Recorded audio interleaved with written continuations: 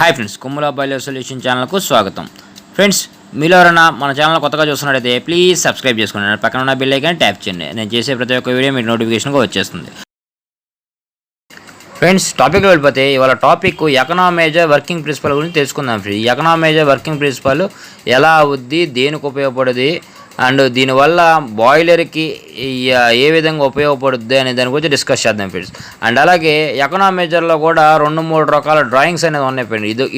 ఇది ఒక రకమైన ఎకనామైజర్, ఇది ఒక రకమైన ఎకనామైజర్ అన్నమాట ఫ్రెండ్స్.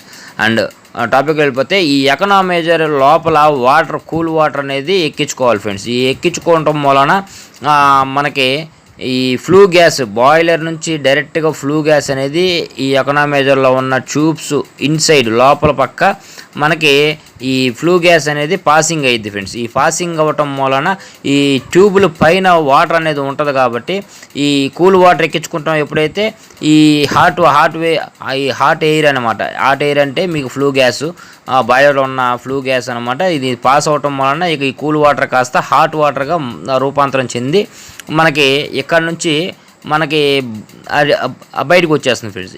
ఇక్కడ నుంచి మనం వాల్ రిలీజ్ చేసుకుంటే ఇక్కడ నుంచి డైరెక్ట్గా మనకి ఫీడ్ ట్యాంక్లోకి మనం బాయిలర్కి ఏదైతే మనం వాటర్ ఎక్కించుకుంటామో ఆ ఫీడ్ ట్యాంక్ లైన్లోకి మనం కలుపుకోవాలి ఫ్రెండ్స్. ఈ లైన్ కలుపుకుంటే ఈ ఫీడ్ ట్యాంక్లో స్టోరేజ్ అవుద్ది ఫ్రెండ్స్. ఈ హాట్ వాటర్ అనేది అంటే లో టెంపరేచర్ వాటర్ అనేది ఈ ఫ్లూ గ్యాసు వేస్ట్గా పోకుండా ఉండటం కోసం ఈ లో టెంపరేచర్ వాటర్ ఇక్కడ తయారు చేసిద్ది కాబట్టి ఈ ఎకనామైజర్ అనేది మనకి బాయిలర్కి ఎఫిషియన్సీగా ఉపయోగపడిద్దని ఫ్రెండ్స్.